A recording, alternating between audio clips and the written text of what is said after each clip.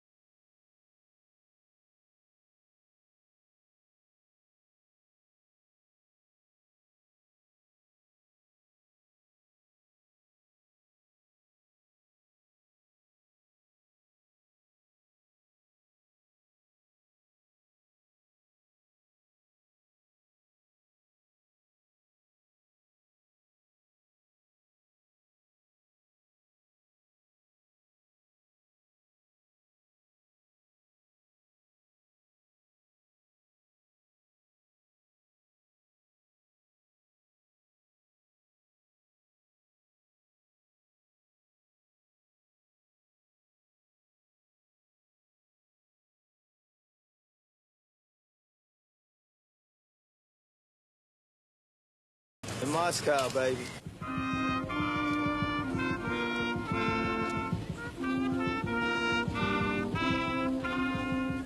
The Blues were welcomed to Kubinka Air Force Base to the strains of the national anthem. Ironically, the Blues were parked on the very same tarmac that during the Cold War was home to one of Russia's biggest bomber forces aimed at Western targets. This is the first ever visit of a demonstration team to Russia. It means that good traditions are coming back to us.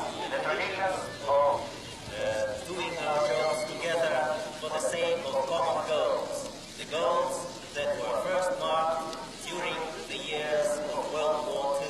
Nothing can contribute more to improving relations between the countries than human contact. All politics disappeared as the Blues and the Russian pilots got a chance to meet one-on-one and talk shop. A common love of flying was the catalyst that brought the two together and strengthened their ties of friendship. I can see Blue Angels in Russia. It's very good.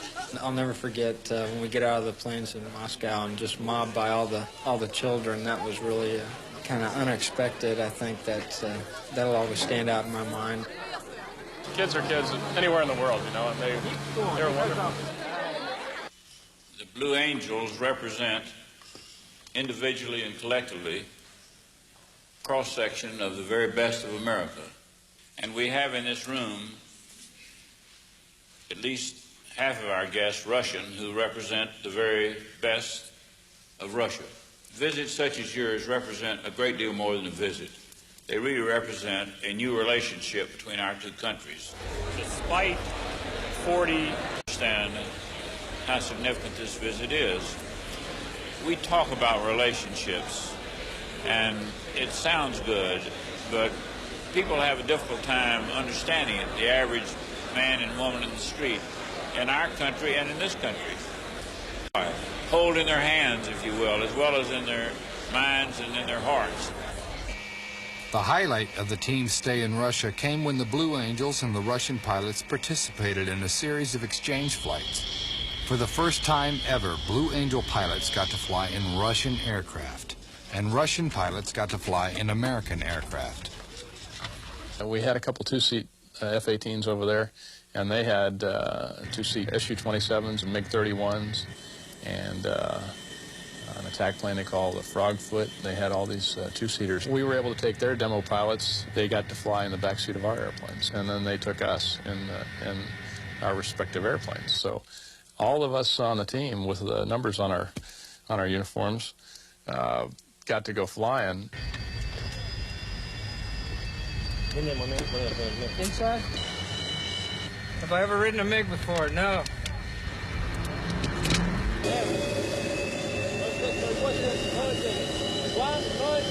Am I excited? Yes.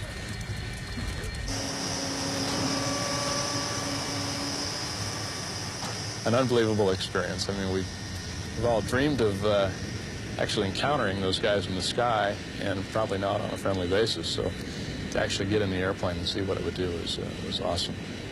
For years, the secrets of the Soviets' top aircraft had escaped our pilots. The mere sighting of a Soviet MiG was cause enough for great excitement.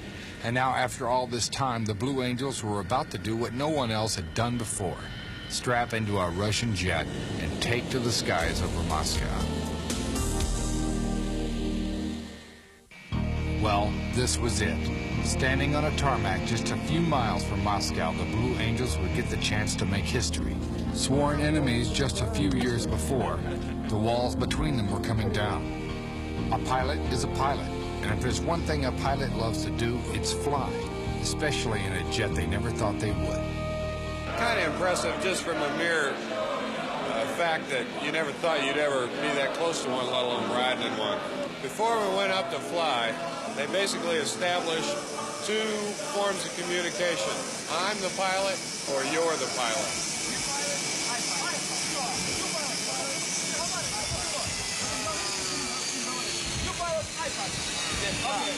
Pilot's taking me flying. The general invited me to go.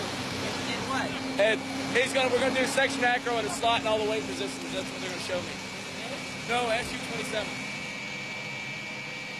The people of our country and the people of Russia are getting an opportunity to meet and get together. And these contacts, like the contact with the Blue Angels and the Russian demonstration teams, are beginning to show how we can get together on a personal level.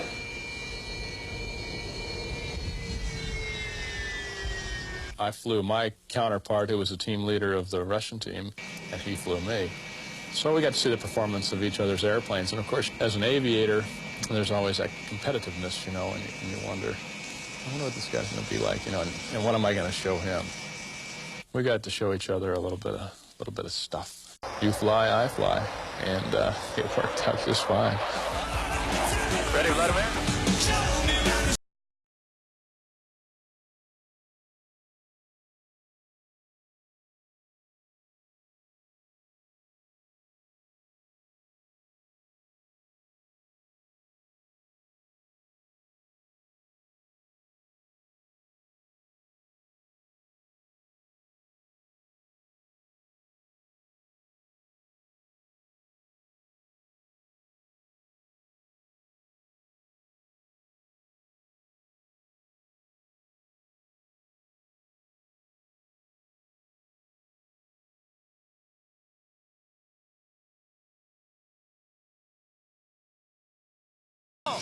Unbelievable! Talk about a dream come true! This is my pilot right here. Probably the finest pilot in Russia, I would think. Good exchange in I fly, you fly. Pull the airplane until it starts to fall. I go, oh, no. I'm honored to fly with this pilot because I consider him one of the best in the world. It was a pleasure flying with him. And a pleasure flying with you. Similar to F-18. I like it. Oh, gorgeous. Gorgeous, maneuverable, fast. Exceptional. No problem. No problem for any maneuver. No problem. No problem. How did I do? Good. Good? Pilot. Yeah, he's a good pilot, too. Yeah. Very good. Very good.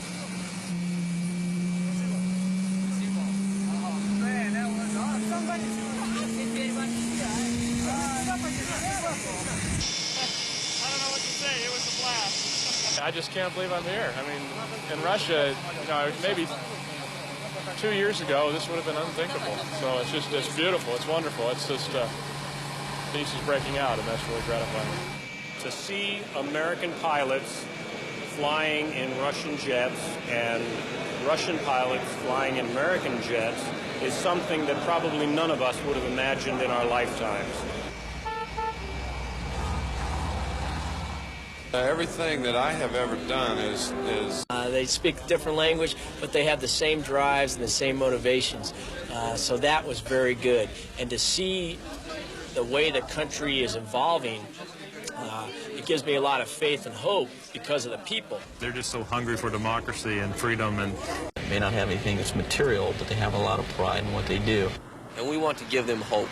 Understanding of the people and the country that they had spent most of their adult lives learning how to fight.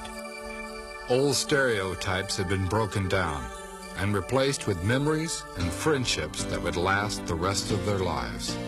Finally, after 8 countries in only 4 weeks, the Blue Angels were headed home, hoping that in some small way they were able to share a bit of America with these diverse nations.